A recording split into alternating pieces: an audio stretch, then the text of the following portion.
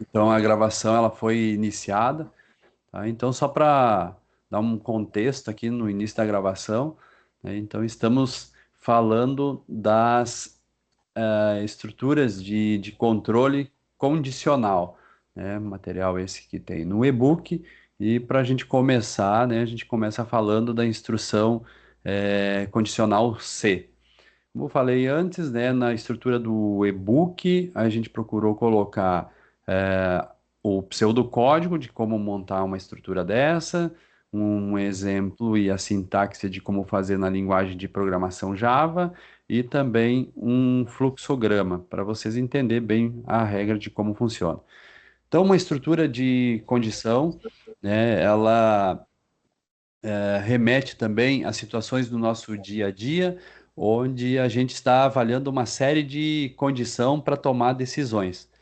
Por exemplo, se eu quero preparar um churrasco, a primeira coisa é verificar se eu tenho, né, o recurso para comprar, né, os ingredientes para o churrasco. Então, se eu tenho o recurso, né, financeiro, para comprar os ingredientes, e aí não posso faltar com os ingredientes, eu tenho que verificar, tenho o carvão para preparar uma brasa, eu tenho a churrasqueira antes também, né? É importante. É, eu já tenho carne para preparar esse assado, a brasa tá ok, tá em ponto para preparar esse churrasco, a carne está devidamente salgada, né? Então eu vou tentando encontrar resposta para uma série de perguntas que às vezes são naturais e que a gente às vezes faz muito rapidamente e nem percebe, principalmente para quem vai preparar muito churrasco, né? Mas, de fato, outras questões, às vezes, precisam de avaliações, onde você precisa refletir mais sobre o assunto, pensar mais para você tomar a sua decisão. Mas na programação, de todo modo, a partir do momento em que você tem um ponto, que requer uma avaliação, deste ponto, ou o programa vai executar uma tarefa, ou ele vai executar outra. Então, pelo fluxograma, vocês devem estar vendo a minha tela compartilhada. É, Se a gente for, por exemplo, pensar numa média de aluno e considerar que para o aluno ser aprovado ele precisa ter média maior ou igual a 7, então nós temos essa condição. Olha só, no fluxograma, né? é, então nós temos a verificação da média, se ela é maior que ou igual a 7, é, satisfazendo a condição, então nós vamos ter que o aluno está aprovado, né?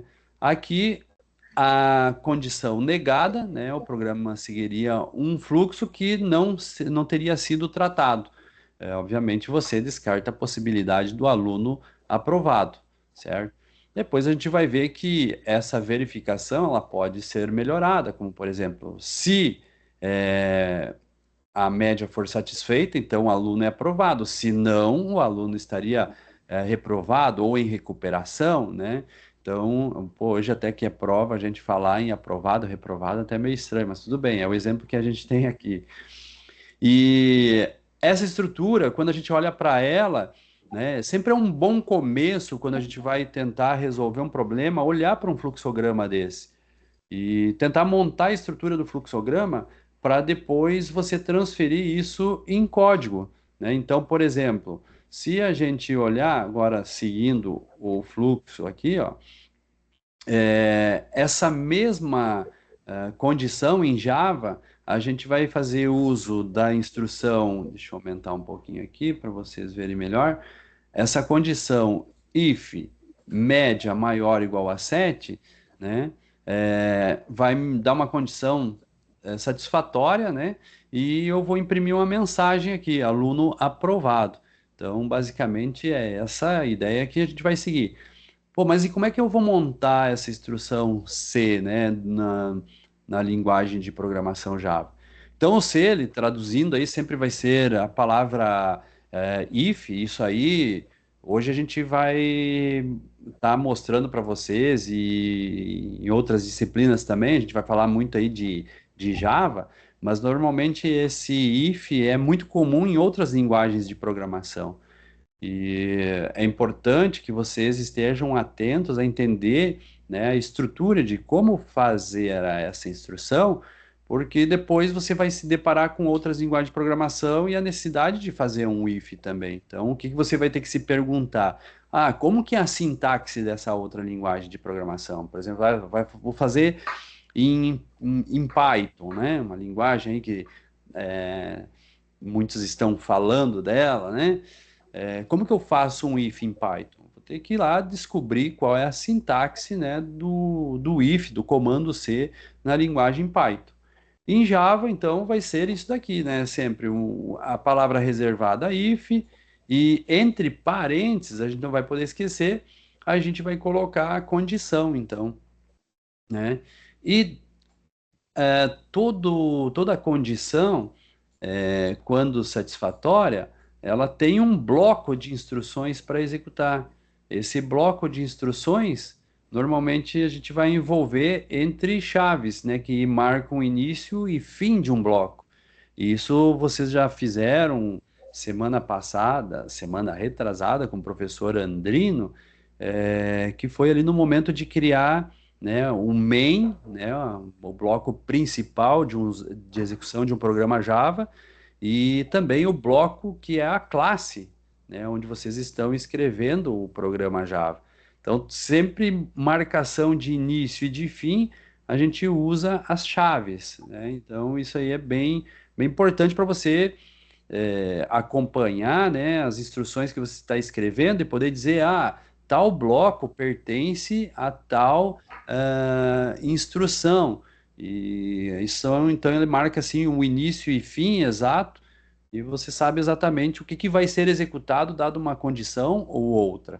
Então, isso vai organizar, né, o seu código e determinar exatamente onde começa algo e onde termina também, certo? Então, um bloco como esse, claro, você não pode simplesmente achar que você vai copiar ele aqui, vai colocar num código e testar ele, né?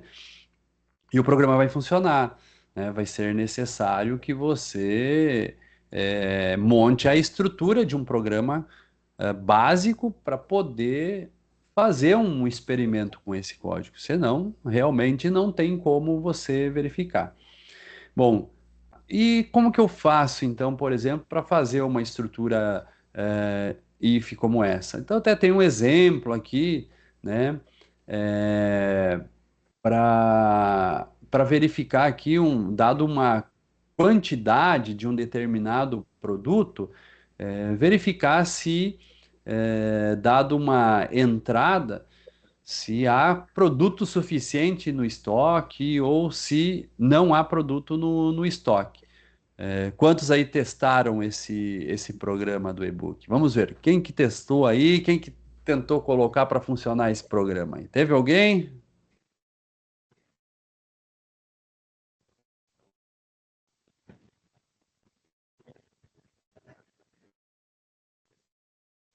No chat ninguém, Marco.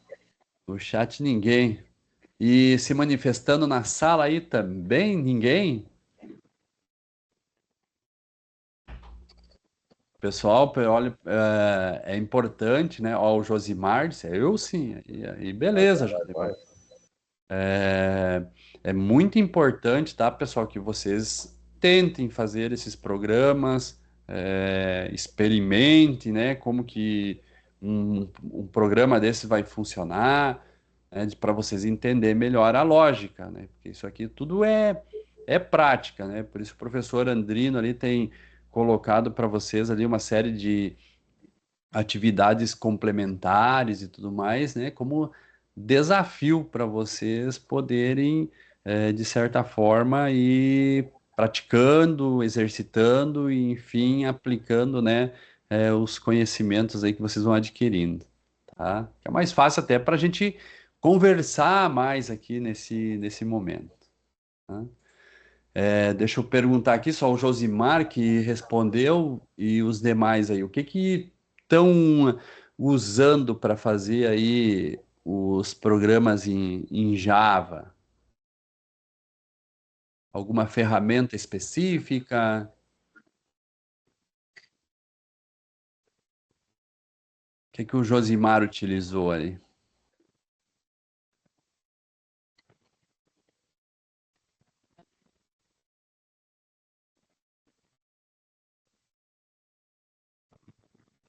VS Code já, Josimar, beleza?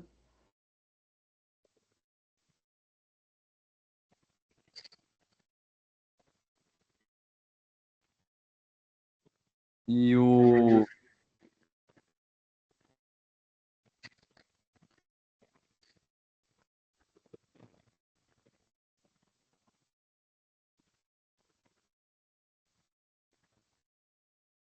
alguém já usou Eclipse, NetBeans aí, já ouviram falar?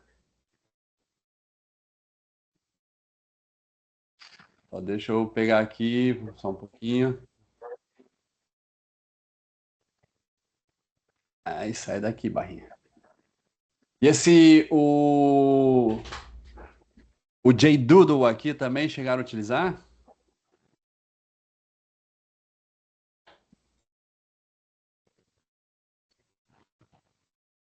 Acho que eu tô falando só com o Josimar aí, hein?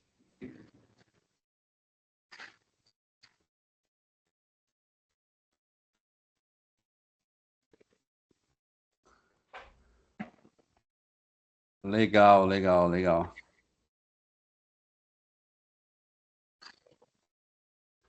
Tá, então beleza, né? Na verdade aí o JDoodle, né, já dá um suporte legal, importante que principalmente nessa fase inicial aí para fazer, né, códigos menores.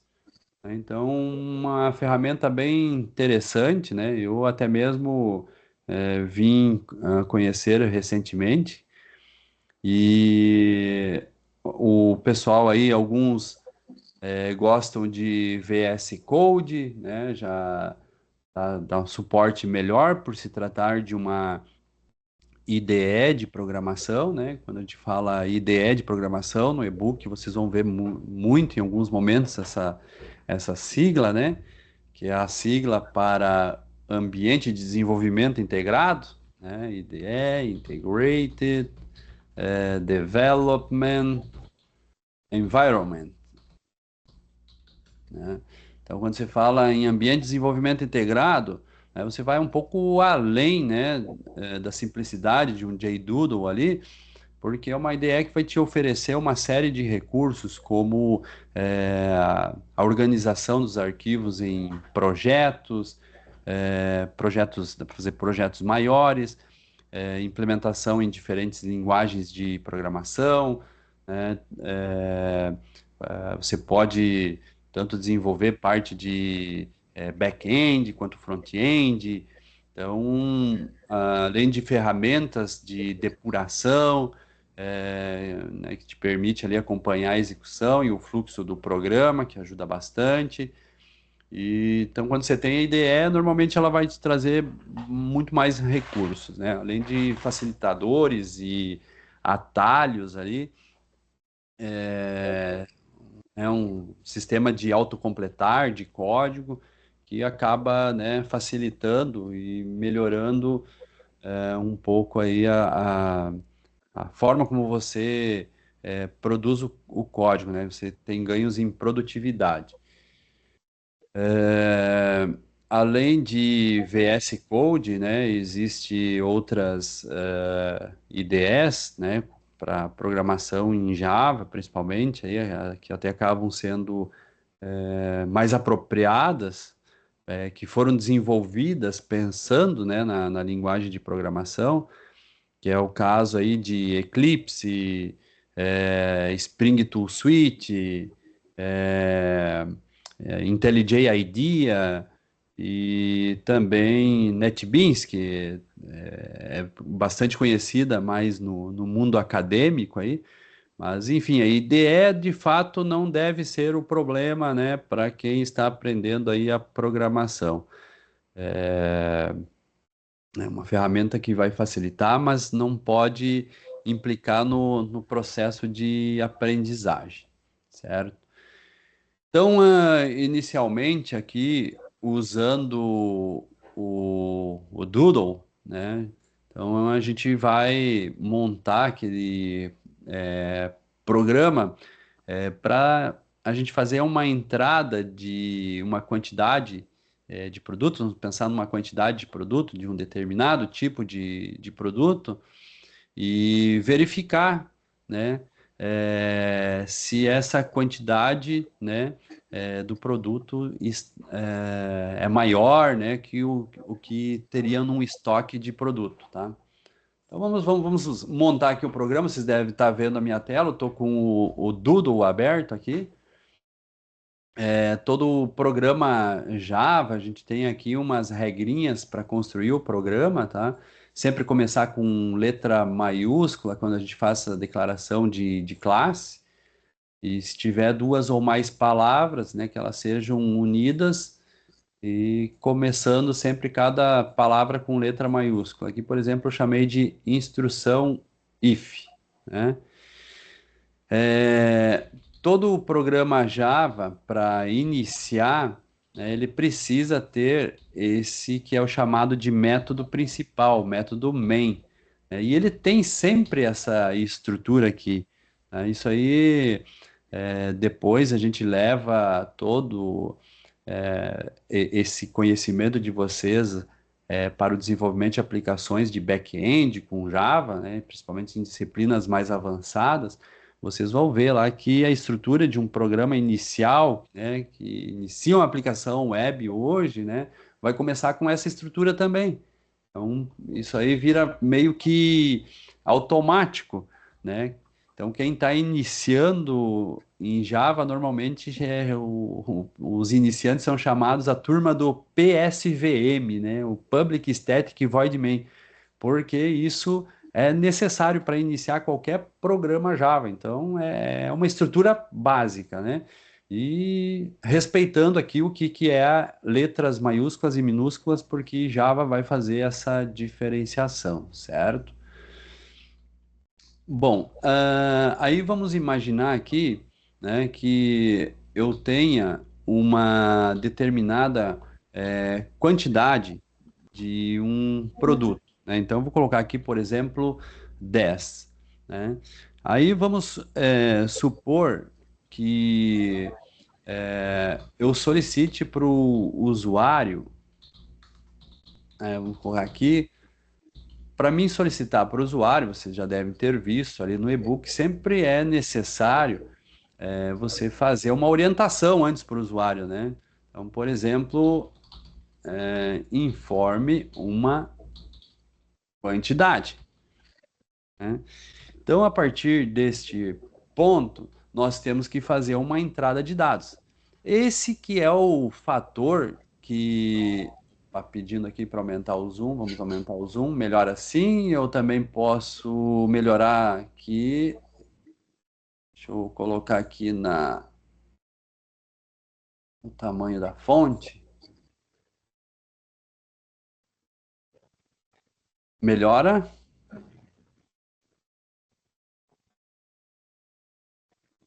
Ou qualquer coisa, o pessoal vai avisando aí. Certo?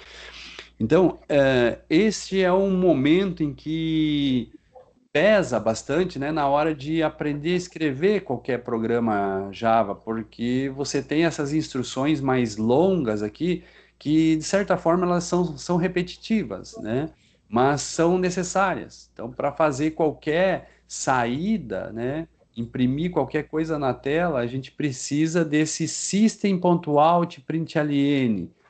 Só que aí vocês vão querer saber, mas o que que significa tudo isso? Claro que eu diria assim, é cedo ainda, porque aqui já envolve uma série de conceitos da orientação a objetos, conceitos esses que a gente vai ver futuramente, né, na disciplina de programação orientada a objetos. Então, hoje eu diria assim mais, se preocupem que a escrita tem que ser dessa maneira, né? Não há outra forma. Se eu achar que dá para escrever aqui, por exemplo, o system com um S minúsculo, tá? Na hora de executar esse programa, de compilar ele aí, ele vai ter um erro, né? Então, não vai permitir, né? A linguagem, ela faz diferenciação de letras maiúsculas e minúsculas e a gente deve considerar, tá? Então, é basicamente aí de vocês fazer uma tabelinha ali das palavras mais utilizadas e saber que tem que ser daquela forma, né? Aí, no caso, toda vez que eu dou uma orientação para o usuário, informe uma quantidade, logo você vai ter que abrir, né, o sistema, o teclado ali, para que você possa fazer uma entrada de dados. Nesse caso, né, você só vai conseguir fazer essa entrada de dados se você tiver um recurso. Assim como tem System Out, Out sempre a saída. Normalmente a gente tem também o System In, né? Só que esse System In a gente não tem como fazer ele diretamente se a gente não fazer isso por meio, né, de um recurso ali que vocês já viram com o professor Andrino, que é através de um scanner, né? Então a gente cria aqui uma variável scanner. Nesse caso que a gente tem aqui é um tipo de dado, que é chamado de scanner, com S maiúsculo, e aí uma variável desse tipo, né? Então isso vai fazer diferença, o que é a variável, o que é o tipo de dado. O scanner é o que eu vou fazer uso para entrada. Também, em alguns casos ali, eu vi que o professor usa leia, né?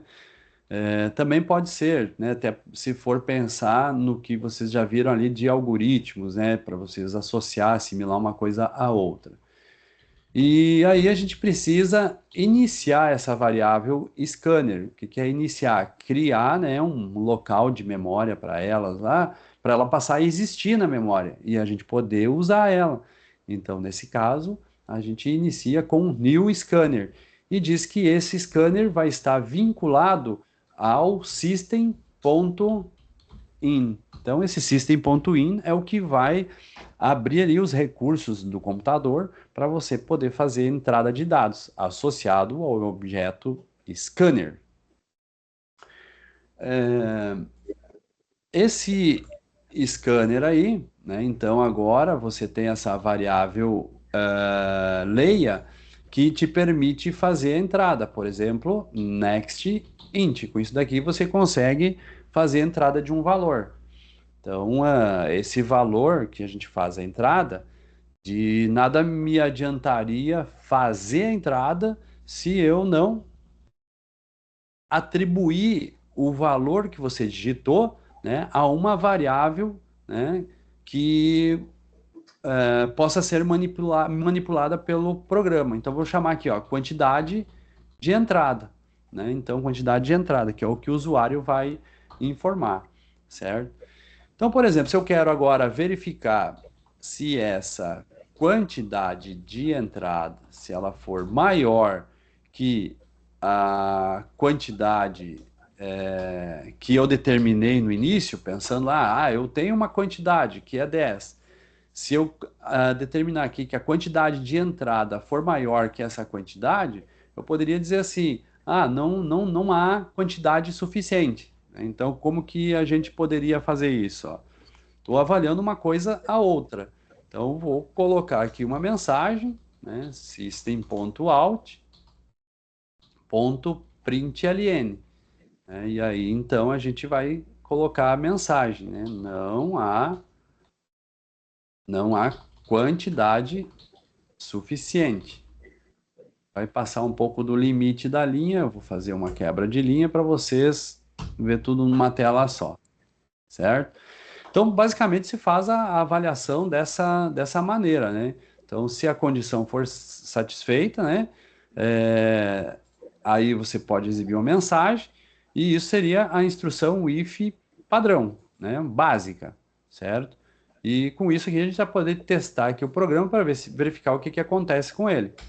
Só que quando eu uso essa classe scanner, a gente precisa lembrar aqui que tem a importação, né, de um pacote onde está presente essa classe scanner.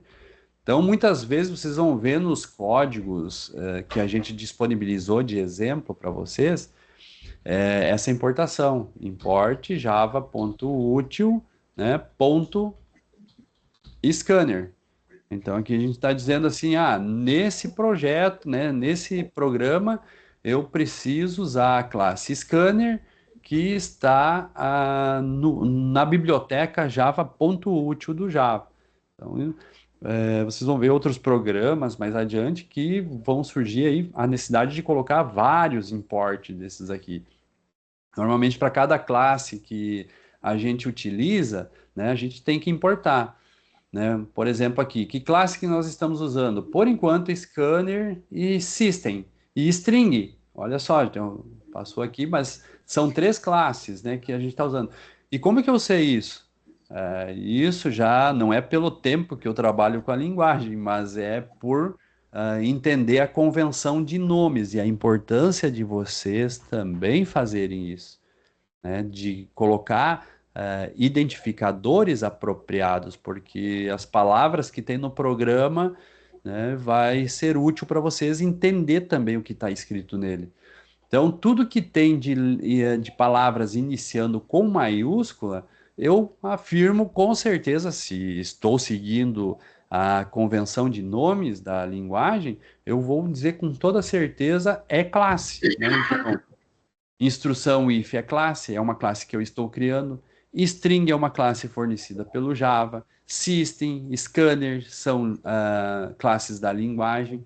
Tá? E tem mais alguma que inicia com letra maiúscula aqui? Inform. Opa, inform não, né? Porque está entre aspas duplas. Então isso aqui é um literal, é uma mensagem que eu escrevi. Não, aí não caracteriza como classe, né?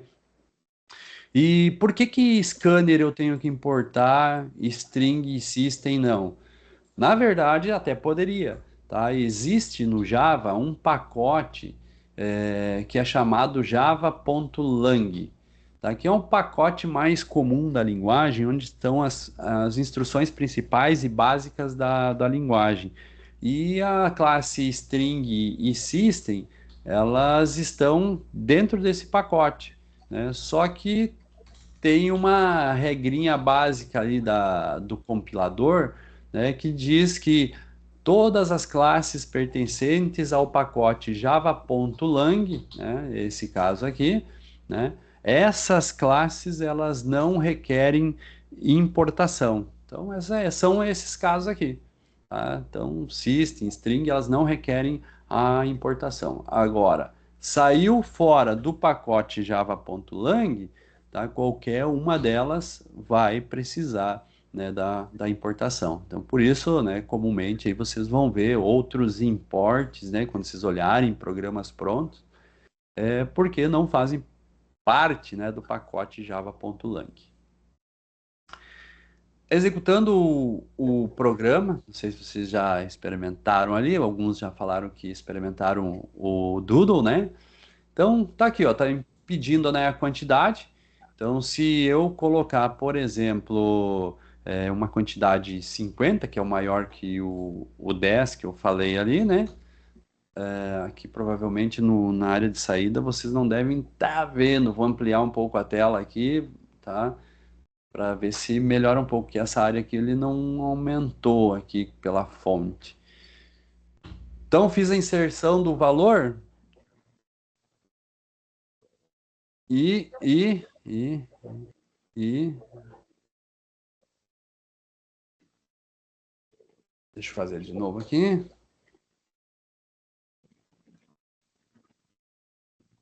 Então tá aí a mensagem, né, exibida, né, não há quantidade suficiente, quer dizer, eu informei uma quantidade maior do que se teria, então obviamente que a gente não tem essa quantidade, certo? É, Então basicamente, né, é, quando eu faço a avaliação, é isso que eu vou realizar no código, né? Então, preciso entrar com valor e esse valor ele vai ser verificado. A partir da verificação, o programa vai executar a operação ou não. Então, por exemplo, aqui, se eu informar um outro valor,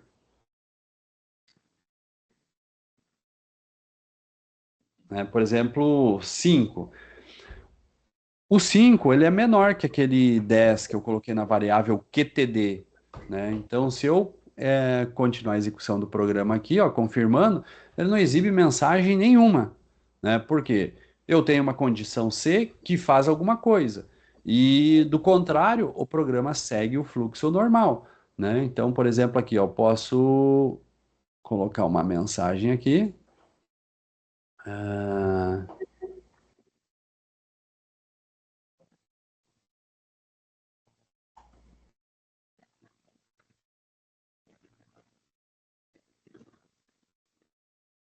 é bom, mas é lentinho, carinha aqui.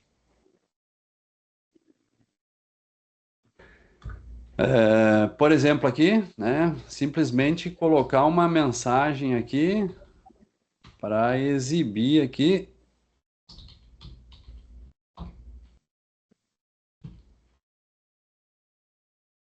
Se não há quantidade suficiente, né? Vamos exibir aqui a mensagem, né?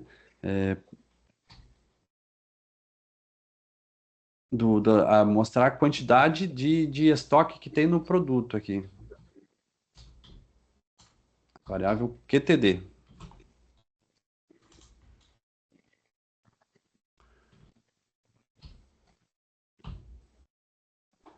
Então, para exibir aqui, opa, eu queria mostrar QTD, não o valor 10. O valor 10 é um literal lá no início.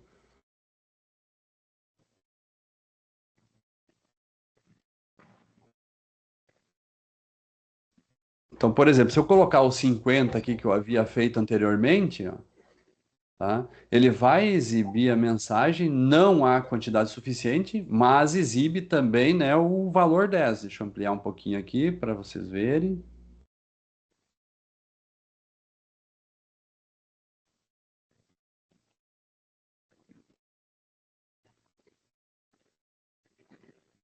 Passei do ponto, ele sumiu da tela aqui.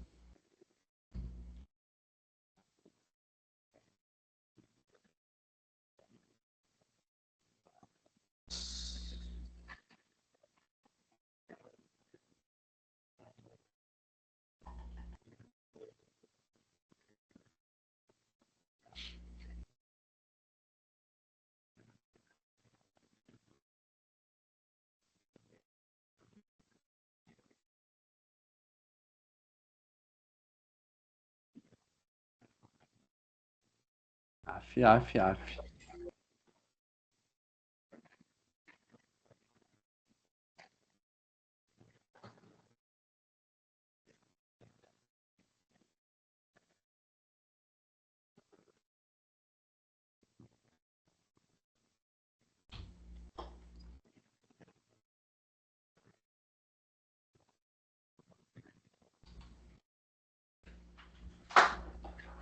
Tá muito estreitinho ali, Glaucon?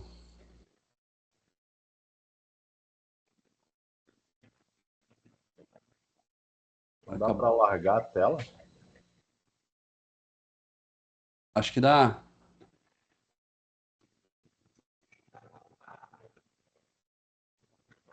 Tu tá acompanhando o chat aí? Travou o Doodle aqui.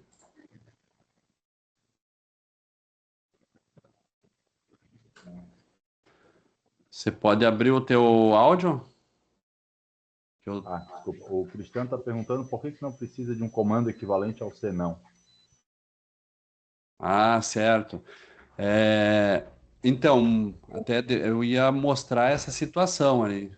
Só deixa até voltar aqui o Doodle aqui, que ele deu uma travada. Acho que eu vou ter que reiniciar aqui.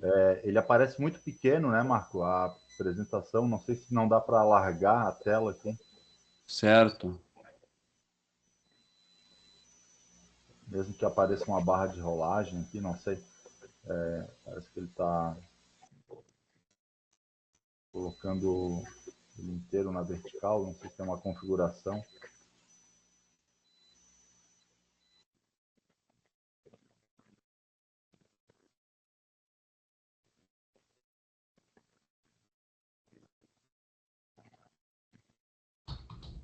Carregando de novo aqui, só um pouquinho.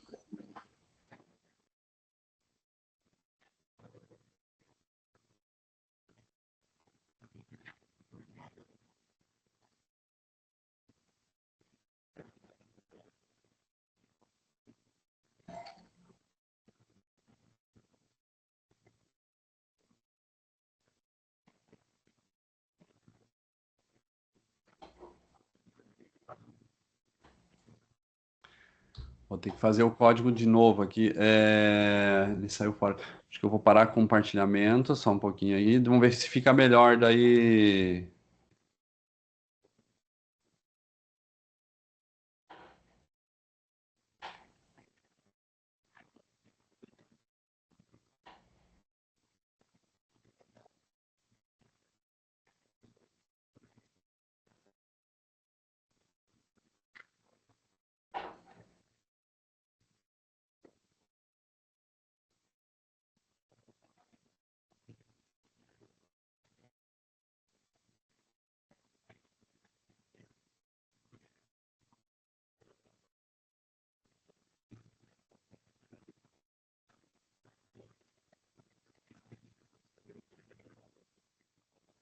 Fica melhor aí? Será agora, Glauco? Agora sim. Ok, vou ter que mandar de novo aqui.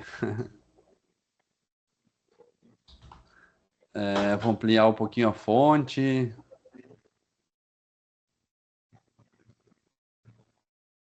25 é o máximo, ok. Joguinho rápido aqui, public class, instrução if. Vamos lá, public static void main, string args. Aí eu coloquei uma variável scanner, chamei de Leia. Passei o system para fazer a entrada de dados. Eu havia criado uma variável de referência aqui que eu coloquei um valor inicial de 10. Aí coloquei uma mensagem aqui para solicitar ao usuário para informar uma quantidade. Pode ser print, eu tinha colocado print ln, né, para ele exibir a mensagem e fazer a leitura na própria linha. Então, aí informe uma quantidade. Ponto e vírgula é essencial aqui, vocês já devem ter percebido, né? Então, aqui eu tenho uma variável de entrada. As variáveis em Java, tá, gente? Vocês podem criar elas na medida do momento que vocês vão usando e declarando essas variáveis. A declaração pode ser na linha que você vai criar essa variável, tá?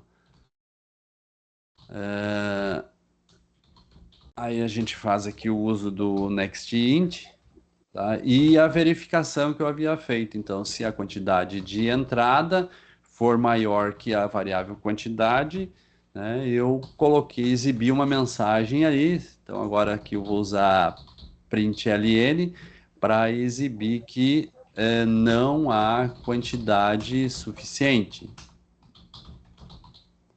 certo? E aí no final eu tinha colocado uma mensagem para exibir que a quantidade, né, na variável QTD, né, que é a quantidade aí, vamos subir a quantidade atual, seria QTD, certo? Aí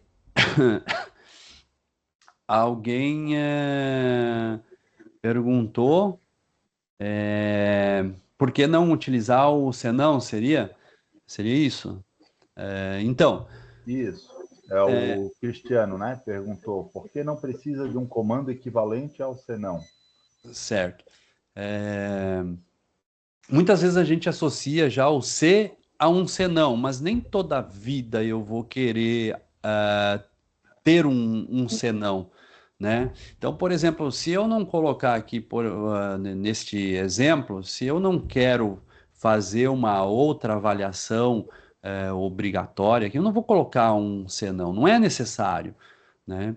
Então, eu simplesmente posso fazer o C normalmente e sem a necessidade de colocar um senão. Afinal, eu não tenho outra coisa a fazer a partir desse ponto, então nem requer realmente um senão, né? Então, basicamente, seria essa a ideia. E às vezes você avaliar, né? Todo C vai ter que ter um senão, né? Então, uma coisa, por exemplo, eu querer dar a continuidade para essa avaliação e dizer que, né, colocar um else aqui, que é o caso do senão, nesse caso, reforçar então o assunto aqui, dizendo assim, ó, ponto println, né, e exibir aqui que há quantidade no estoque, né? E que haverá então a quantidade suficiente e que a partir desse ponto aqui eu vou querer fazer uma retirada aqui dessa variável quantidade, que é tirar dela, né? Aqui, ó, quantidade menos a quantidade de entrada, né? Então, aí eu vou ter uma quantidade atual. Então, nesse caso, né, eu poderia colocar essa, essa condição fora de um else? Eu não poderia fazer isso, né? Por quê? Porque eu tenho que avaliar a variável. Se essa condição aqui for satisfeita, eu vou exibir essa mensagem. Se ela não for satisfeita, eu vou exibir essa mensagem e também vou modificar o estado da variável QTD, que era 10, eu vou tirar uma quantidade dela, né? Eu vou ter uma nova quantidade. Então, nesse caso, a operação requer o else. Eu não poderia, né, tirar o else e simplesmente assumir aqui, ó, que o resultado há quantidade suficiente. Vamos ver o que vai acontecer nesse caso aqui, ó. Vamos lá, vamos. Opa, faltou o import aqui, né? Java.util.scanner, ok, ok.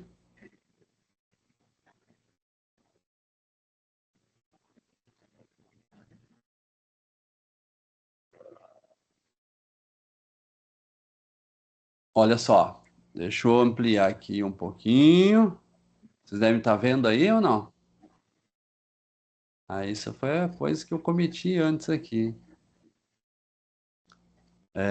Se eu inserir uma quantidade, por exemplo, 15, tá? O que que ele vai acontecer nesse caso? O que que vocês acham que vai acontecer nesse caso?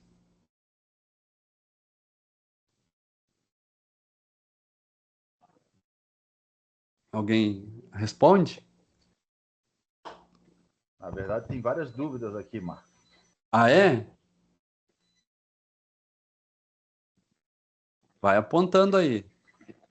Posso falar? Então, o Carlos está Pode. perguntando se pode ter um C e depois outro C. E o Marcos Carlos está perguntando se pode, quantos senão podem ter, né? Deixar aí para te responder. Então, a gente vai evoluindo, né? Claro que as condições C, respondendo ao Calil ali, né? Você pode sim, né, fazer uma condição C e dentro dela depois você avaliar outro C, né? E ter umas sequências de C.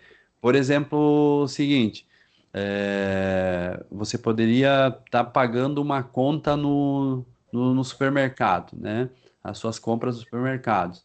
Aí você vai fazer uma série de avaliação. Se eu tenho cartão, eu vou pagar com cartão. Se não, se eu tiver dinheiro, eu pago com dinheiro. Se não, se eu, né, eu tiver, por exemplo, Pix, eu pago com o Pix. Se eu não tenho nenhuma forma de pagamento, eu vou deixar as compras e vou embora. É mais ou menos assim, né? Você vai avaliando uma série de Cs, né? Posso E dar uma senãos. complementada, Marco? Sim, claro. Na primeira condição, quando nós temos apenas um C, pessoal, ele vai verificar uma condição e executar um trecho de código se ela for verdadeira.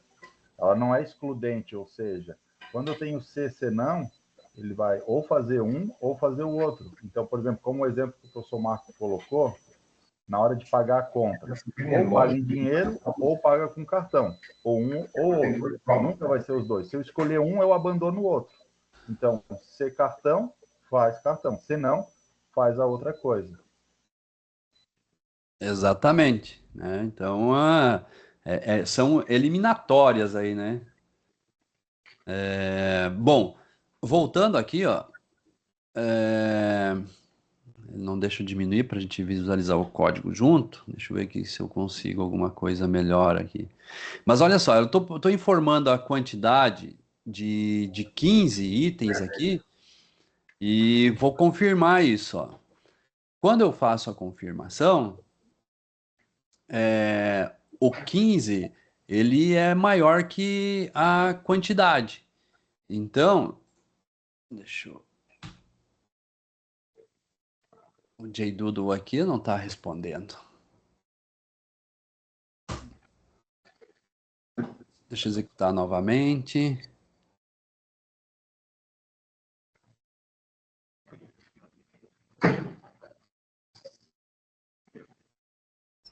Aqui.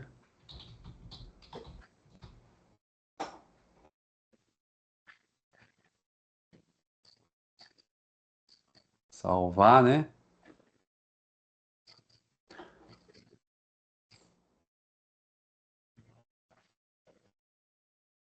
Vamos lá, vou informar o 15 aqui. O Calil já está dizendo, né, que o 15 é maior que 10. E olha só o que está acontecendo aqui. Deixa eu ver se eu consigo a lupa. Vocês conseguem visualizar aí o resultado aí? Olha só, informei a quantidade 15. Ele disse, não há quantidade suficiente. Há quantidade suficiente. E ainda fez a subtração de quantidade, que deu menos 5. Quer dizer, tirou produtos, vamos pensar assim, que não existiam, né? Então, é furo, né? Não pode, certo? E isso vai acontecer aqui, ó, por conta. Eu tirei o else fora, certo? Até o Calil está colocando, vai entrar no else, tá? Mas na verdade eu fiz de propósito para responder aquela dúvida inicial, acho que é Cristiano, que é, eu preciso ter o else. Quer dizer, é uma questão de você avaliar exatamente, vai ter que ter o else ou não vai ter que ter o else? Agora, olha só, nesse caso aqui, eu vou colocar comentário, essas linhas não vão ser executadas. Antes, eu fiz o seguinte experimento, verifiquei a quantidade, disse que a quantidade não é suficiente, e depois eu mostrei qual é a quantidade atual. Então, quer dizer, isso não impacta nada, não muda nada o estado da variável quantidade, eu só estou mostrando qual é o valor dela.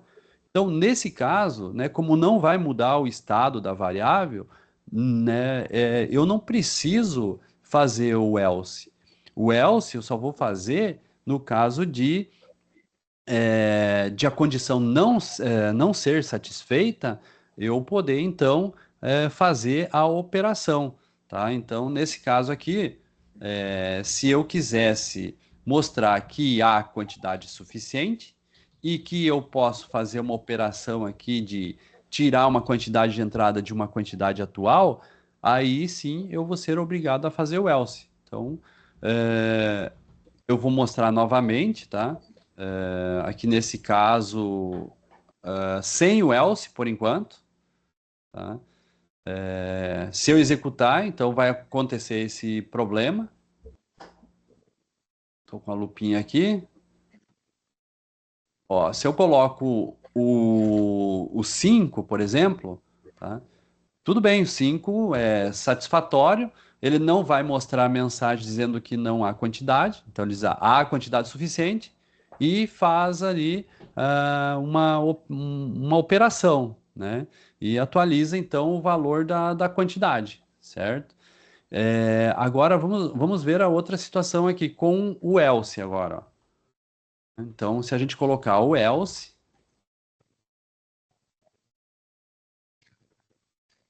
como é que fica a lupa aí, Glauco?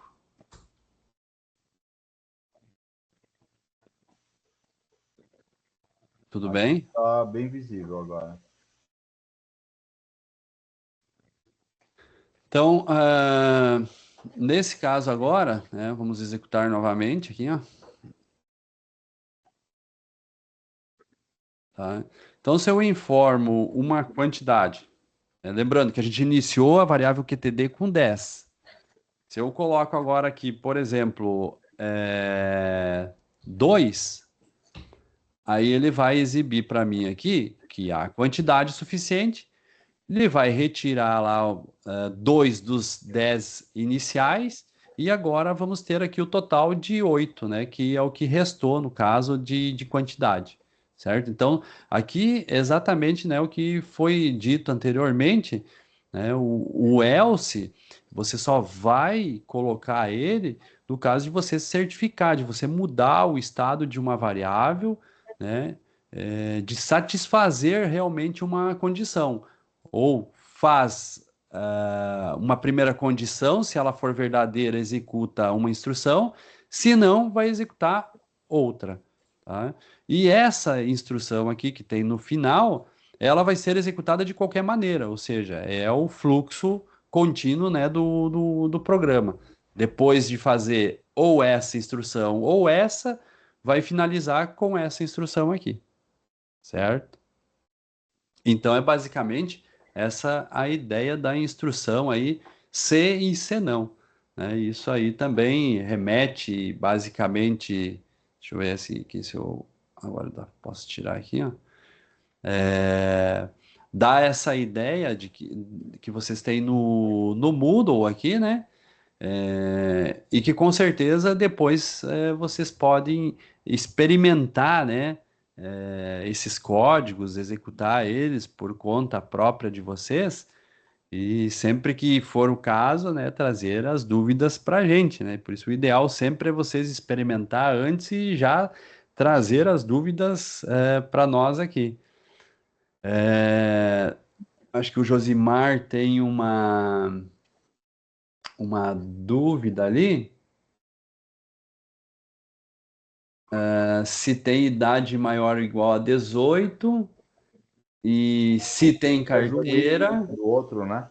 Hã? Condição de E. Isso, é um if dentro de outro, né? É um C dentro de outro.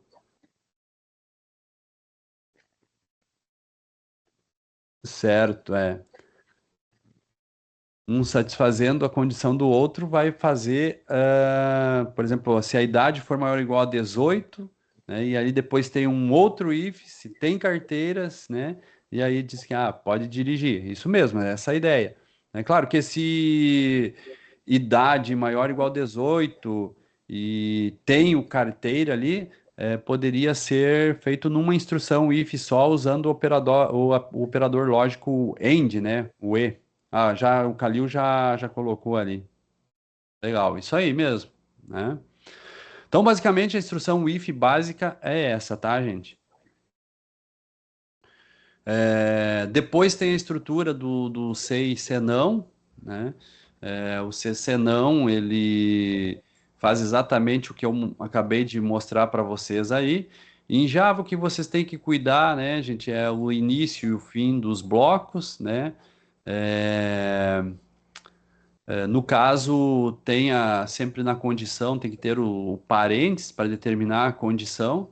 Existe a possibilidade de não usar as chaves aqui, mas até a gente coloca a orientação assim, ó, não perca tempo, coloque as chaves que é para não se perder. Por quê? Daqui a pouco você não coloca a chave aqui, ó, né? E acho que tá tudo bem. Realmente tá tudo bem. Ela é uma instrução só e a linguagem vai entender. Agora, nesse caso aqui, digamos, ó, se você esquecer de colocar as chaves, por mais que o programa tenha uma indentação aqui e que remeta a ideia de que essas duas instruções façam parte do else, vocês vão ver que essa instrução vai ser executada sempre. Então, olha, eu posso executar o programa novamente para vocês verem o efeito disso. Por exemplo, eu vou colocar uma quantidade maior aqui e vocês vão ver que o resultado da quantidade vai ser negativa. Tá? Por quê? Ele vai exibir não há quantidade suficiente, vai executar essa linha aqui e vai mostrar então a nova quantidade. Vamos ver se é verdade isso? Olha aí, vamos botar a lupinha aqui, vocês já vão ver. Olha lá, ó, tá? Ó. Diz que não há quantidade suficiente e mesmo assim fez a operação. Olha, poxa vida, como isso, né? Se as instruções estão ali junto com o else, estar junto aqui não quer dizer nada.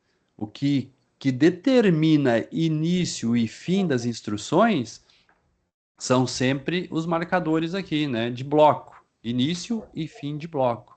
Isso vale tanto, né, para o if quanto para o else e outros comandos que a gente vai ver posteriormente, certo? Por isso, assim, a gente recomenda, se é uma instrução, se é 10 para cada condição, coloque a chavezinha, não custa nada. Eu, por convenção e padrão, assim, da linguagem, eu costumo recomendar colocar a abertura da chave junto com a instrução, né, na mesma linha da instrução, e o fechamento alinhado com o início da instrução. Por exemplo, aqui o fechamento está alinhado com o if. Aí nós temos o else, né, a abertura da chave do corpo das instruções do else e o fechamento alinhado com o if também, afinal, o else faz parte do if. Então, por que que a gente procura fazer isso? Na verdade, é uma questão de deixar o código mais legível, mais organizado, porque está colocando sempre uma nova linha, só o fato de você fazer isso, você já tem duas linhas a mais, como a gente vê em alguns programas, às vezes, é comum ver até na internet e tal. E o que tem ter duas linhas a mais? Eu posso ter quantas linhas eu quiser. Não, só que, na verdade, o código vai ficar mais enxuto, mais compacto, mais fácil de ler ele, né? Então a gente já vai primando aqui pela qualidade da escrita do código, né? Então, é mais ou menos essa ideia. E alinhar essas chaves facilita bastante na hora de também encontrar os erros, porque daqui a pouco os programas eles vão ficar maiores e o número de chaves podem aumentar também. E daqui a pouco você tem um número diferente de abertura e fechamento de chaves, e isso realmente vai implicar na execução do programa. Por exemplo, se eu tirar essa chave final aqui, né, e tentar executar o programa, né, eu vou ter um erro, né? Então ele está me avisando aqui de que esse programa está com um erro de sintaxe, precisa ser corrigido. Então, o fato é saber onde você vai colocar a chave. Não posso simplesmente ficar chutando aqui, achando que qualquer lugar é o melhor lugar, que ele está precisando de um fechamento de chave que vai resolver. Não. Chaves marcam o início e fim de instruções. Então, ele precisa dessa orientação para poder, né, entender exatamente onde começa uma coisa e termina outra, né? Então, são os blocos de instruções. Então, por exemplo. Aqui eu sei que essa é uma instrução do if, essas duas são instruções do else, que faz parte do if. E eu sei que todas essas instruções aqui fazem parte do main. E sei que todo main faz parte da classe, né? Então é como se fossem caixinhas e dentro de cada caixa eu tenho que saber exatamente o que pertence a quem, certo? Bom, é, uma outra questão que a gente pode estar avaliando, né, são justamente então os if e else. Então é importante sempre vocês acompanhando aqui no e-book, né? Saber que, por exemplo, para que serve então esse C e C não? Então é justamente para isso. Olha só, se uma média for maior que 7, então o aluno é aprovado. Se não, ele é um aluno reprovado. Lembrando que na primeira ocorrência eu não teria essa verificação do C não. Então agora eu já vou me certificar disso, certo? E a estrutura no programa Java ela vai ficar desta maneira, né? Como vocês podem observar. É, no programa, né, que a gente disponibilizou de exemplo para vocês, pensando num estoque, né, de produtos, da mesma forma como eu fiz ali para vocês, né, se tiver uma quantidade, né, eu até mudei um pouquinho o código ali, a ideia, mas é exatamente essa, né, então se tiver uma quantidade, ele vai fazer um procedimento, senão, né, ele executa outras linhas de código, tá?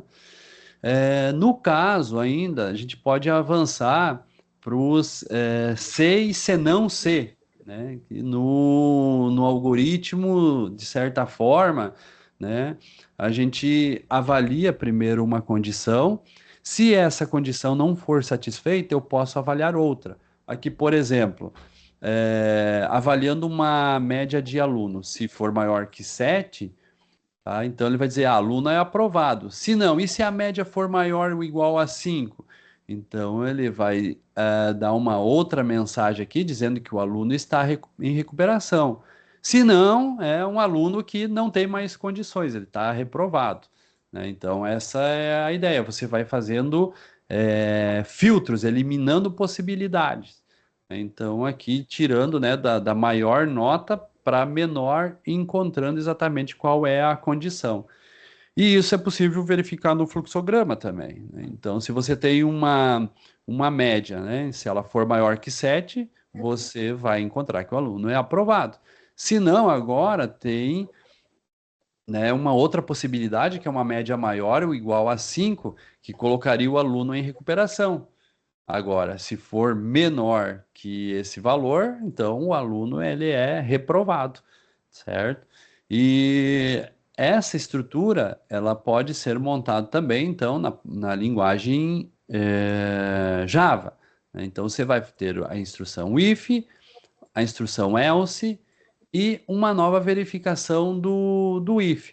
Que de certa forma até aqui foi colocado um corpo para a mensagem else, até para atender o fluxograma, mas de fato, né, poderia ser feito direto sem precisar abrir, né, um novo corpo de instrução aqui, certo? Espero que vocês estejam conseguindo acompanhar. Tá tudo bem aí com vocês?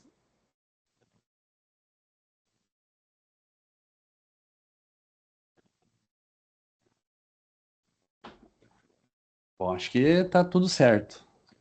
Não houve Tudo certo, Marcos, tudo tranquilo. não houve manifestação, a gente segue. Bom, a ideia, né, do C com senão, que é uma outra forma de estruturar o programa, tá? É, o C, o senão agora, ele é acompanhado, né, diretamente do C. Então, por exemplo, aqui, se você tem a média maior ou igual a 7, lá vai dar o aluno que é aprovado. Caso contrário, né, você vai avaliar a média imediatamente após o senão, né? Se ela for maior ou igual a 5, então coloca lá que o aluno é em recuperação. E por fim, não tem o que fazer, aluno reprovado, né? Essa condição, no caso da linguagem de programação Java, você vai montar dessa forma aqui. Se você tem a média, vai executar lá, aluno aprovado. Se não, C. Então, o C vem imediatamente agora com o senão. E aí avalia, então, a média, né? E diz lá que o aluno está em recuperação. Por fim, né? Ele vai mostrar aqui que o aluno é reprovado. Então, você vai eliminando algumas possibilidades, certo? Até chegar, no caso, à solução. Aqui nós temos no exemplo, pensando do estoque de produto, digamos que se tem a quantidade de produto, se tem uma quantidade máxima e uma quantidade mínima. Se a quantidade de entrada aqui for igual a zero, tá?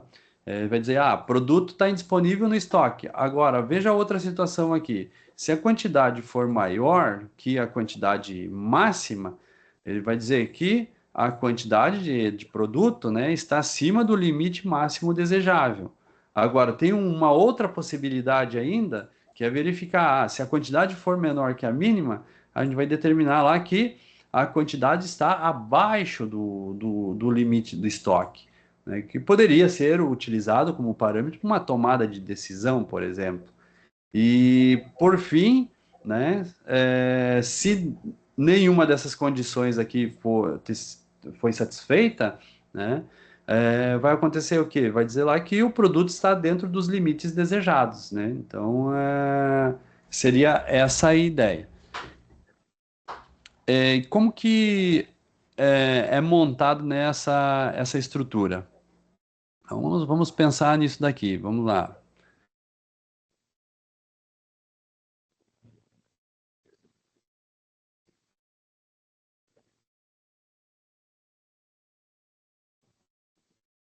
Deixa eu salvar esse carinha aqui.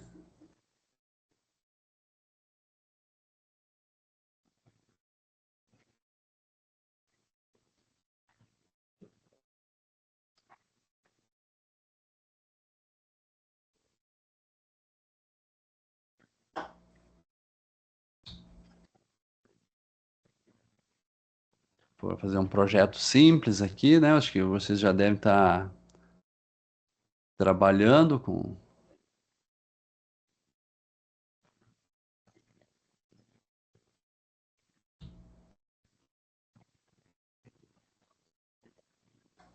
Chamar esse cara aqui de if else.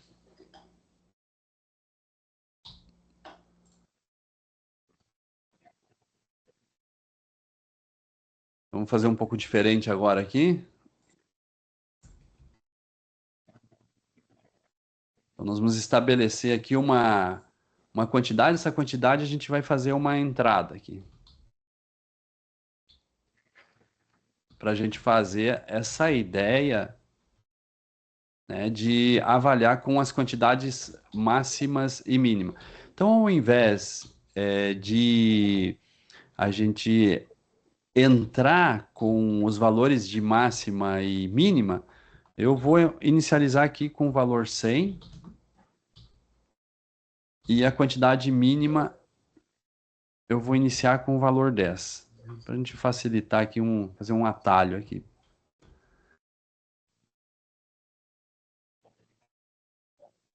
Então, essa quantidade a gente vai dar a entrada e vai verificar se essa quantidade está dentro dos limites aqui e se também essa quantidade aqui não é negativa, né, ou menor que zero.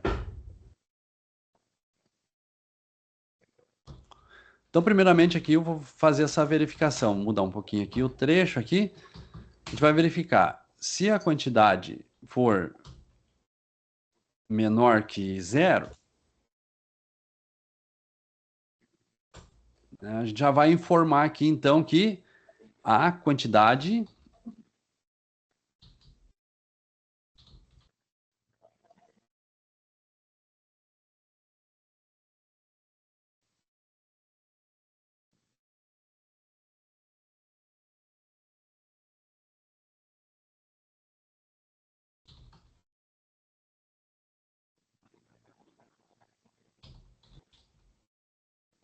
não pode ser negativa.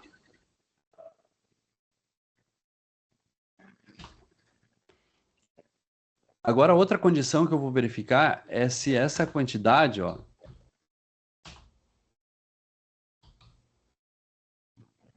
se ela está abaixo da quantidade máxima.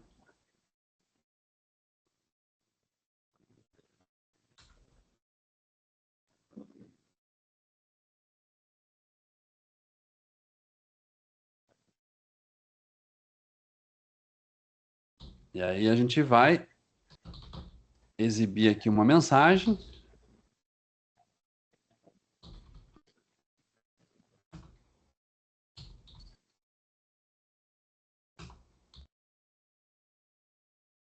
Poderíamos até mostrar, né, qual é o valor da quantidade. Aí vocês vão dizer assim, por que que vai fazer agora um outro else, né, para verificar com a mínima? Já não poderia colocar um end lógico? Nós vamos mudar isso daqui a pouco, né? Mas só para vocês verem esse encadeamento, né, dos else if, dos if, else if.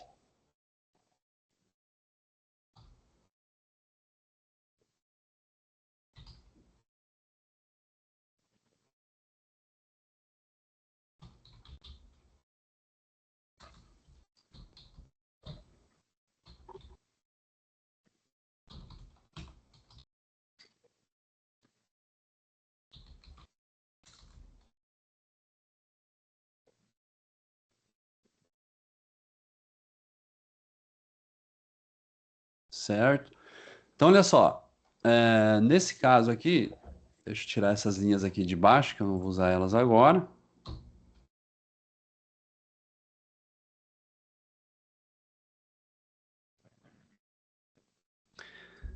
Nesse caso aqui, a gente está verificando, então, se dado uma quantidade de entrada, né, se essa quantidade for menor que zero, a gente vai dizer, a quantidade não pode ser negativa.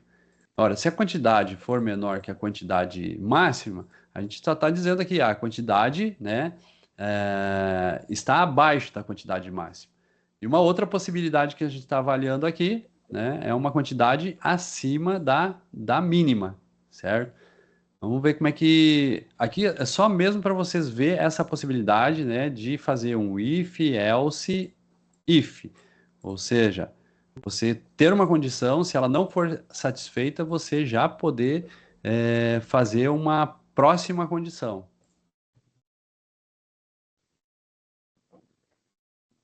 Ali já está colocando ali, né?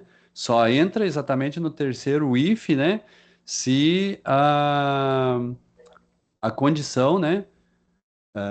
Esse de quantidade mínima, vocês só vão ver se só vai entrar no caso de ter uma quantidade ali, ah, no caso, se você tem uma quantidade menor que zero, da negativa, sendo a menor que a máxima, ele vai mostrar a máxima. Agora vocês vão ver da mínima ali, ele praticamente não, só vai entrar quando? Quando for acima da máxima, inclusive. Por exemplo, se eu colocar 10, né, vou colocar 15 aqui.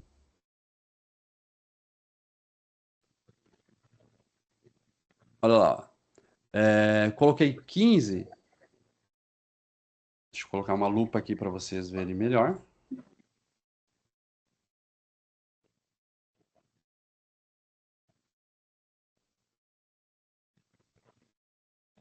Então, olha só, coloquei 15, a quantidade máxima estava em 100, né? A gente colocou 100.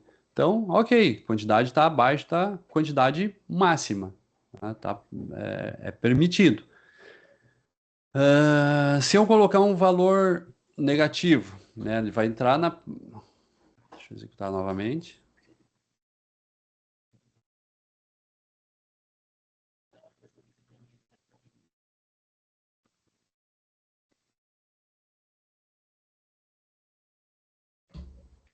Se eu colocar um valor negativo. Então, olha só. Colocou o valor negativo, né? Ele já cai no primeiro if, né? Então, a quantidade, né, não pode ser negativa. Tá ok. Agora, se eu colocar um valor, deixa eu executar novamente.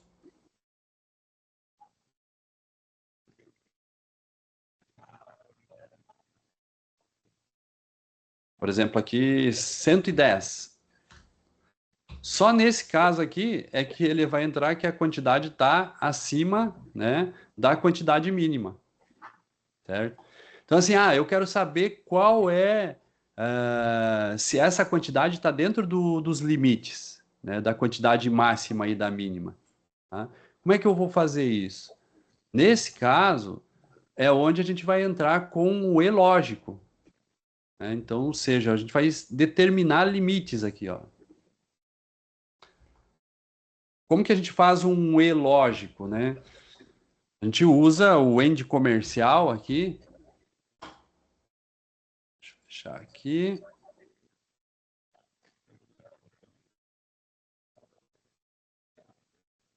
O end comercial. E aí, esse teste aqui, a gente pode trazer junto para essa condição, né? Então, vou verificar aqui, ó. Se a quantidade for menor que a quantidade máxima e a quantidade for maior que a quantidade mínima, até posso colocar aqui maior ou igual e menor ou igual. É, Nesse caso aqui, eu estou determinando uma faixa de valor. E aí eu vou poder determinar que a quantidade, né, está dentro dos limites do estoque, desejável do estoque, né? Então, vou aqui, por exemplo, a quantidade informada está dentro dos limites do estoque. Então, seria essa a ideia. E até para finalizar, eu posso colocar um else e colocar aqui, por exemplo, aqui. é,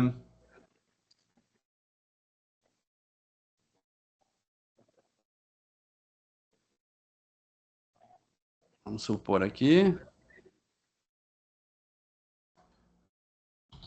quantidade fora dos limites do estoque.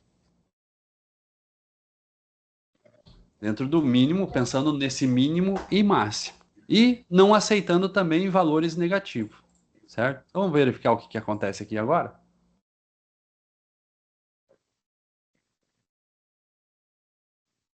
Lupa nele aqui, fica mais fácil, né? Olha só, se eu colocar aqui, por exemplo, agora um valor de 20, pensando lá que era os limites máximo 100 e mínimo 10, né? Coloquei 20, tá dentro dos limites do estoque. O que que acontece do outro modo? Se eu colocar, por exemplo, um valor 110, né? Então, olha, vai sair fora dos limites e vai dizer que a quantidade está fora dos limites do estoque. Então, eu estou verificando todas as possibilidades. Por exemplo, se eu coloco um valor negativo, eu sigo com aquela regra, né? Então, não é possível informar um valor negativo. Estou me antecipando aí, a quantidade não pode ser negativa, né? E aí satisfaz todas as condições, né? Se a gente for pensar. E aí esses if, else, né? Você pode fazer quantos forem necessários, né? Desde que, claro, tenha uma sequência lógica para isso. E o importante é que, normalmente, todo o if sequência, né, de else if, normalmente ele fecha com um comando else, né? Para dizer assim, ó, se não é isso, se não é aquilo, se não é nem aquilo mais, então finaliza com alguma instrução, né, que dê uma orientação desejada, né? Ou seja, para você finalizar com sucesso aquela instrução if, else, if. Tá? Tudo bem até aí, pessoal?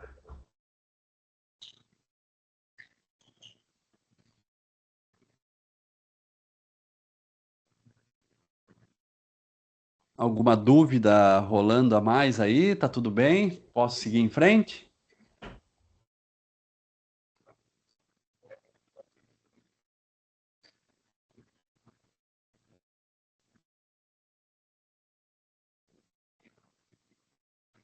Acho que posso, né? Ninguém se manifestou.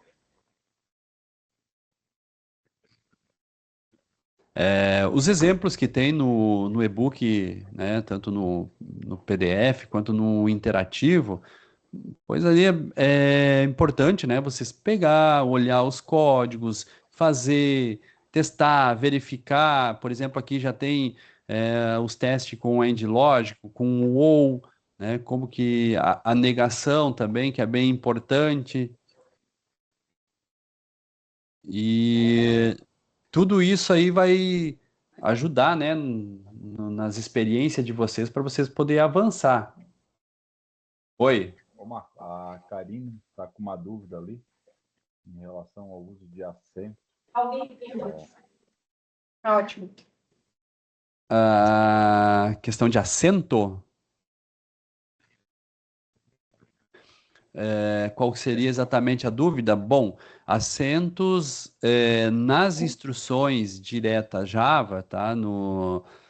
Quando eu declaro uma variável, por exemplo, aqui, ó, quantidade máxima, você poderia pensar em colocar a máxima com um acento aqui, tá? Isso não é recomendado. Em identificadores não se usa acento.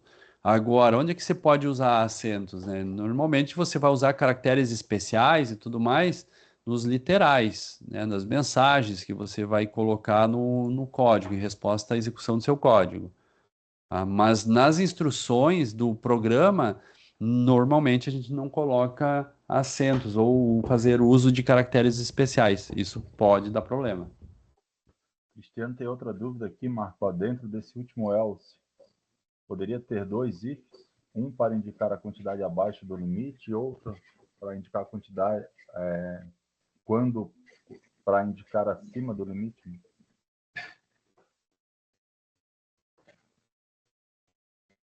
É, Sim, poderia ter um. Você tem o. Você encontrou que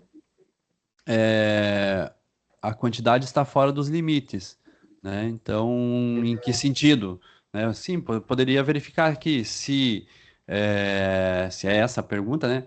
Se a quantidade for menor ou igual à quantidade máxima. Opa, aqui maior, igual, maior, né? Porque eu considerei no if anterior a igualdade, maior, menor ou igual, eu considerei inclusive o valor. Agora, então, se for se considerar além do máximo, eu verificaria, então, se a quantidade for maior que a quantidade máxima, aí eu posso colocar aqui, né? a Eu não entendi bem a pergunta do Cristiano, mas ele colocou aqui abaixo de 10 e acima de 100. Essa é uma condição que nunca vai ocorrer, né? Porque nada pode ser contemplar as duas condições ao mesmo tempo.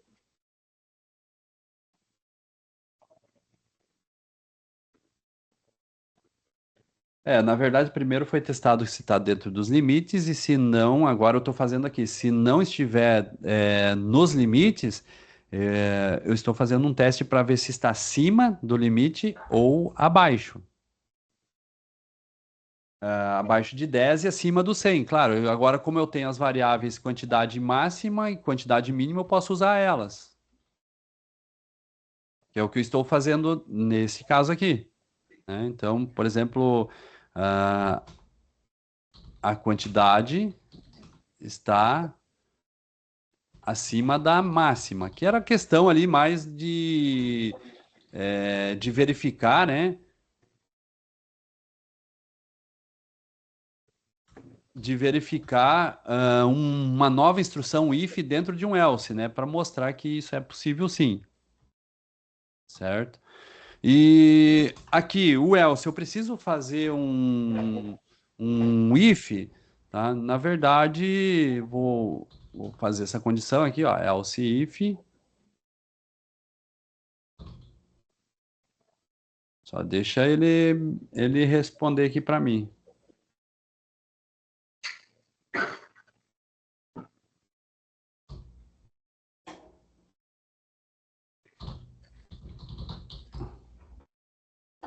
Eu não sei quem está usando. Agora apareceu. Deu umas travadinhas aqui. Vamos lá. Então, se a quantidade for menor que a quantidade mínima, aí sim eu posso exibir aqui, né,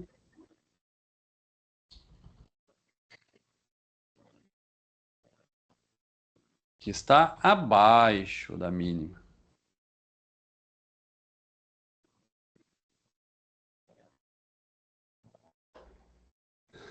certo? Então, acho que essa seria a, a dúvida do Cristiano, né? Só claro que o Cristiano colocou o 10 e o 100 ali. Eu estou usando as variáveis que foram determinadas no início ali. Seria o mais apropriado. Até depois ali nos exemplos que tem no e-book, vocês vão ver que tem uma forma, né, de fazer a entrada dessas variáveis e aí trabalhar com os testes dessas variáveis aqui. Ok? Bom, o que mais? No caso de operadores ainda, né, existe aqui o operador condicional ternário. Esse operador condicional ternário, né, ele é, nem toda linguagem de programação vai oferecer, tá? Mas ele é uma forma mais simplificada de fazer um if-else, né? Então, isso aí a gente até colocou aqui por conta de vocês daqui a pouco se deparar com algum código eh, e se deparar com esse tipo de instrução. E aí vocês vão dizer, mas o que que faz essa instrução? Porque ela é um pouco estranha. Mas, na verdade, o operador condicional ternário, ele é um if-else, né? Da mesma forma, só que um pouco mais compacto, mais direto, né? Onde você não usa as palavras explícitas ali para fazer a avaliação, né? Então, as palavras if e else, né, não vão aparecer. Então, como aqui, por exemplo, aqui nesse código, né, você tem uma média. Se a média for maior ou igual a 7, ele vai dizer assim, o aluno é aprovado. Senão, o aluno será reprovado. Então, olha só, dentro desse system out, tem um if else. Onde é que está o if? O if é esse cara. E se a condição for verdadeira, depois da interrogação, ele vai executar essa instrução aqui, até encontrar os dois pontos. Quando a instrução aqui de teste for falsa, ele vai executar o que tem depois dos dois pontos aqui. Então, ou ele executa essa instrução aqui, ou ele executará essa instrução aqui mediante a condição. Tá? Então, é só uma forma mais simplificada ali de fazer, né, o if else. Dá para fazer um if else if, né? Até pode, mas aí a instrução ela começa, ela tende, né, a ficar um pouco mais difícil até de interpretar, né? Então, por exemplo, deixa eu pegar esse código aqui. Até aqui vocês vão encontrar, né, que no pseudocódigo, ó, é, o Portugal, que vocês já viram um pouquinho, vocês não vão encontrar nessa instrução, certo?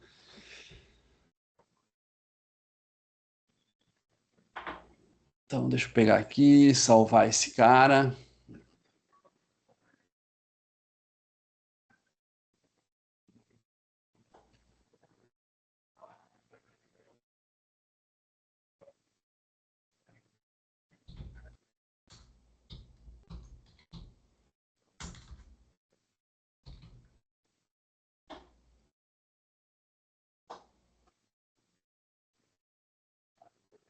Aqui só para mostrar para vocês mesmo.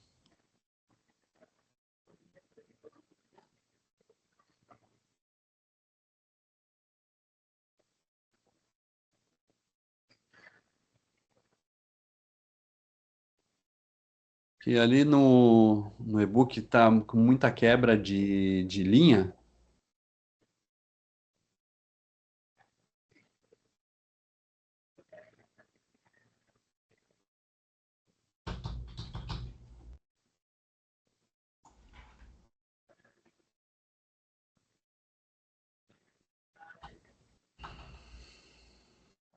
E aí é bem importante vocês começar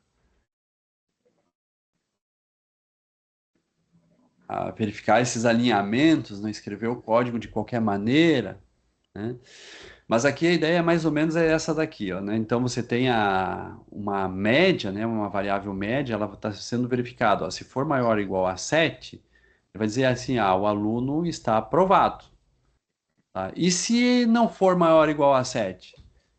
Então ele vai fazer um outro if, mas esse if está dentro da condição que não foi satisfeita para essa verificação aqui, ó. Aí ele vai testar também. Se a média for maior ou igual a 5, então ele vai dizer aluno em recuperação.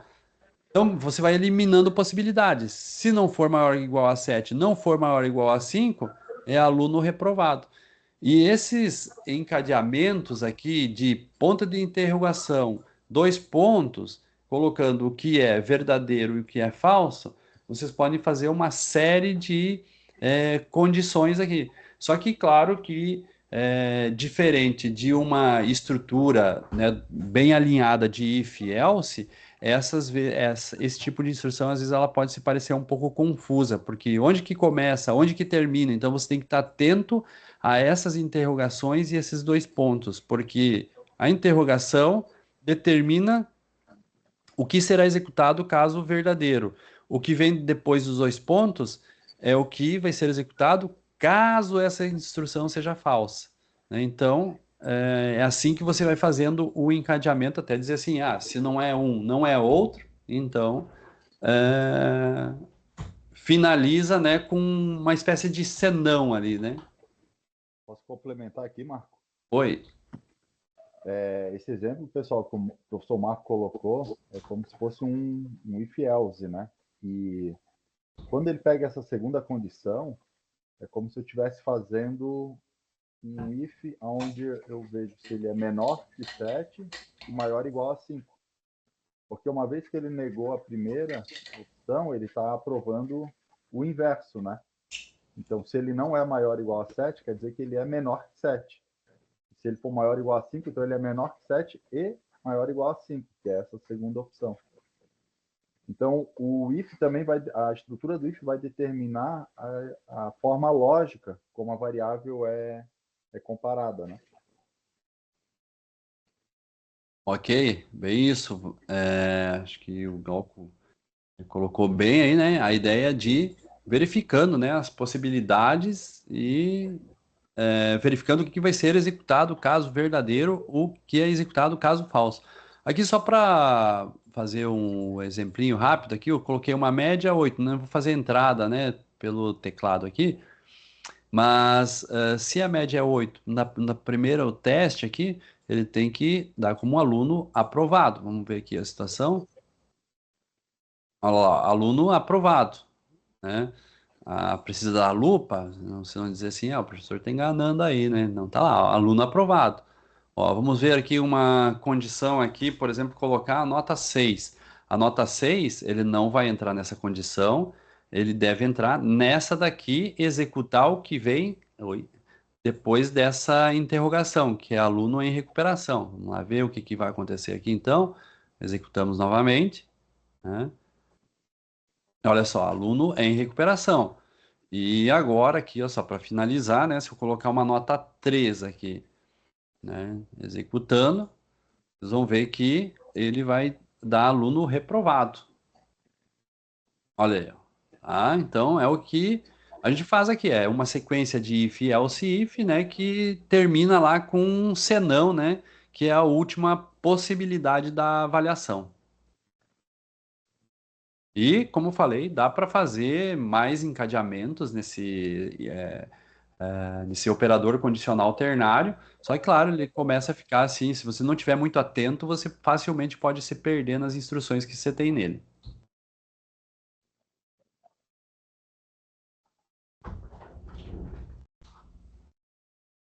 Como é que tá o nosso tempo aqui? 8h20? 8h20. Estamos encerrando. Tem o último tipo de condicional aqui, que é o escolha caso, né? Então, o escolha caso, só para vocês assim entenderem qual é a ideia dele, né?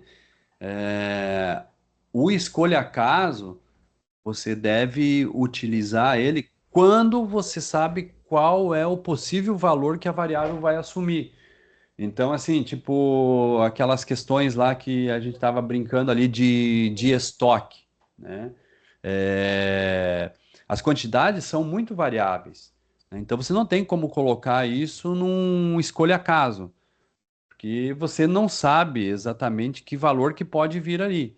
Agora, quando você sabe quais são os possíveis valores dado de entrada, você pode sim usar um escolha caso.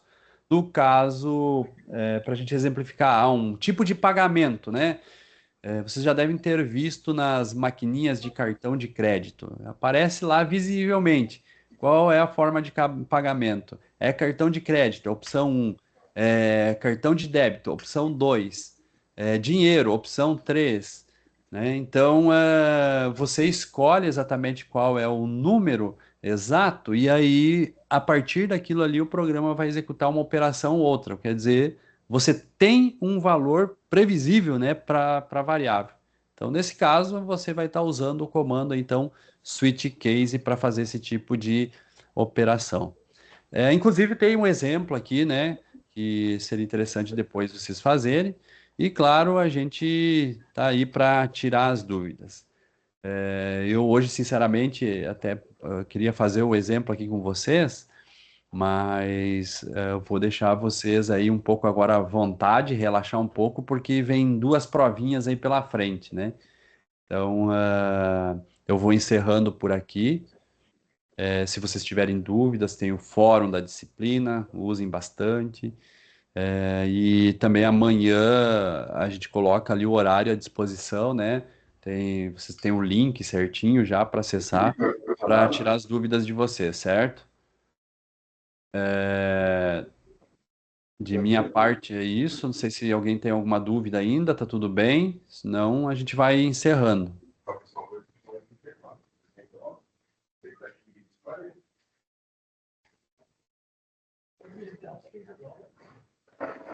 Ok, então. Vou parar a gravação e boa prova a todos. Valeu, gente. Obrigado. Valeu, até mais. Até mais.